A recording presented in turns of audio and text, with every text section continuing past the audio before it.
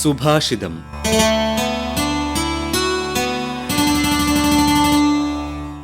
എന്നോട് പലരും ചോദിക്കാറുണ്ട്, എങ്ങനെ ജീവിക്കാനാണ് ഇഷ്ടമെന്ന്. അപ്പോൾ ഞാൻ പറയാറുള്ളത് കാറ്റുപോലെ ജീവിക്കാനാണ് എന്നാണ്. എന്തുകൊണ്ട് കാറ്റുപോലെ എന്ന് ചോദിച്ചാൽ, കാറ്റ് എവിടെയും തങ്ങി നിൽക്കാതെ ഒഴുകിക്കൊണ്ടേയിരിക്കും എന്നാണ് പറയുക. കെട്ടിക്കിടക്കുന്നതൊക്കെ കെട്ടുപോകുമെന്നും ഒഴുകിക്കൊണ്ടിരിക്കുന്നത് എപ്പോഴും നവീകരിക്കപ്പെടുമെന്നും അറിഞ്ഞിട്ടുണ്ട്. ശാരീരികവും മാനസികവും ബുദ്ധിപരവുമായ യാത്രകൾ ബോധത്തിലുണ്ടെങ്കിൽ നാം എപ്പോഴും ശുദ്ധീകരിക്കപ്പെട്ടുകൊണ്ടിരിക്കും. ഹൃദ്യമായി ജീവിച്ചവരെയെല്ലാം ശ്രദ്ധിച്ചാലറിയാം അവർ നിരന്തരം യാത്ര ചെയ്തവരായിരുന്നു എന്ന്. ഏതു തരത്തിലുള്ള യാത്രക്കാരായിരുന്നു അവർ? ശരീരം കൊണ്ട് മാത്രമുള്ള യാത്രികരല്ല. അവർ ഒരിടത്തും തങ്ങി നിൽക്കില്ലായിരുന്നു. ഏതെങ്കിലും ആശയത്തിലോ വ്യവസ്ഥയിലോ ചിന്തയിലോ തങ്ങി നിൽക്കില്ലായിരുന്നു. അവർ ജീവിതം കുറച്ചുകൂടി വെളിച്ചമുള്ളതാക്കാൻ സഹായിക്കുന്ന മാറ്റങ്ങൾ എപ്പോഴും ഉണ്ടാക്കിക്കൊണ്ടിരുന്നവരാണ്. സ്വയം പരിവർത്തന വിധേയമായവരാണ്. മാറ്റത്തെ ധീരമായി സ്വീകരിച്ച് ഒഴുകിയവരാണ്. അല്ലാതെ മുൻകാലങ്ങളിൽ വന്നുപോയവരെ അങ്ങനെ തന്നെ പിന്തുടരുന്നവരായിരുന്നില്ല. പാരമ്പര്യത്തിൽ നിന്ന് സ്വീകരിക്കേണ്ടതിനെയൊക്കെ ഹൃദയത്തിൽ സ്വീകരിക്കുകയും മാറ്റപ്പെടുത്തേണ്ടതിനെ മാറ്റപ്പെടുത്തുകയും നാളത്തെ യാത്രയ്ക്ക് സ്വീകരിക്കേണ്ടതിനെ തൻ്റെ അവബോധത്തിൽ നിന്ന് സ്വീകരിക്കുകയും ചെയ്ത് യാത്ര ചെയ്തവരായിരുന്നു അവർ. ഒരു സ്ഥലത്ത് താമസിച്ച് വളരുന്ന ഏതൊരാൾക്കും ആ സാമൂഹിക സാംസ്കാരിക പശ്ചാത്തലത്തിൽ നിന്ന് ലഭിക്കുന്ന ഒരറിവുണ്ട്. അവിടുത്തെ അറിവും സംസ്കാരവുമായി മാത്രം ബന്ധപ്പെട്ട് കഴിയുന്നവർക്ക് അതാണ് ശരിയായ ശരി. പക്ഷേ ഞാൻ എൻ്റെ ശരീരവുമായി മറ്റൊരു ദേശത്തേക്ക് യാത്ര പോകുമ്പോൾ, വേറെ സാംസ്കാരിക പശ്ചാത്തലത്തിലുള്ള മനുഷ്യരെ കാണുമ്പോൾ ആദ്യം ഒരുതരം സംഘർഷമാണ് ഉണ്ടാവുക. കാരണം നമുക്കതിനോട് പെട്ടെന്ന് യോജിക്കാൻ പറ്റില്ല.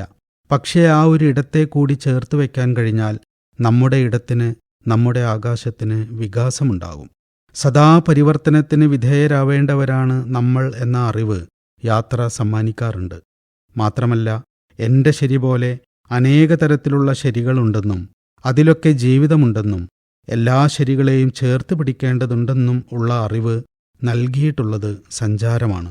പ്രത്യേകിച്ച് ആശയപ്രപഞ്ചത്തിലൂടെയുള്ള സഞ്ചാരം. വിശ്വാസങ്ങളും ചിന്തകളുമൊക്കെ പറയുന്നത് ഹൃദയശുദ്ധിയെക്കുറിച്ചാണ്.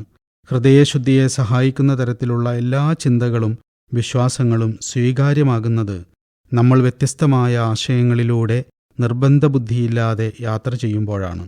ഖുർആനും ബൈബിളും ഗീതയും വായിച്ചിട്ടല്ല ഒരാൾ മുസ്ലിമോ ക്രിസ്ത്യാനിയോ ഹിന്ദുവോ ആകുന്നത്. അത് വിശ്വസിക്കുന്ന കൂട്ടത്തിൽ ജനിച്ചതുകൊണ്ട് മാത്രമാണ്. രാഷ്ട്രീയവും ഏറെക്കുറെ അങ്ങനെ തന്നെ.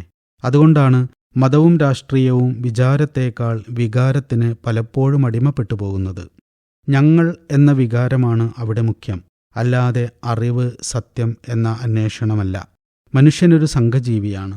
നമ്മുടെ സംഘത്തിൻ്റെ ഇത്തിരി വട്ടത്തിനും ചെറിയ വലിയ കൂട്ടത്തിനും പുറത്ത് വ്യത്യസ്തമായ കൂട്ടങ്ങളുണ്ടെന്നും അവർക്കും അവരുടേതായ ശരികളുണ്ടെന്നും മനസ്സിലാക്കി പരസ്പരം സഹകരിക്കാനുള്ള വഴികൾ ആരായുന്നിടത്താണ് നാം മനുഷ്യത്വമുള്ളവരാകുന്നത്.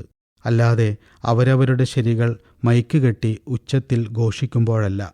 അവരവരുടെ ശരി ജീവിക്കുന്നതിനേക്കാൾ മറ്റുള്ളവരുടെ തെറ്റുകൾ കണ്ടെത്തുവാനുള്ള ത്വരയാണ് മനുഷ്യൻ്റെ സ്വഭാവത്തിൽ മുന്നിട്ട് നിൽക്കുന്നത്. എന്നാണാവോ നാം മനുഷ്യരിൽ നിന്ന് മനുഷ്യത്വത്തിലേക്ക് യാത്ര ചെയ്ത് വളരുക? എൻ്റെ ശരിക്കൊപ്പം അപരൻ്റെ ശരിയും മാനിച്ചു തുടങ്ങുക. അപ്പോഴല്ലേ നാം യഥാർത്ഥ യാത്രികരാകുക.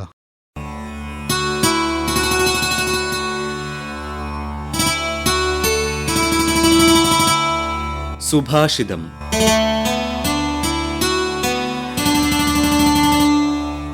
അവതരിപ്പിച്ചത് ഷൗക്കത്ത് എ വി.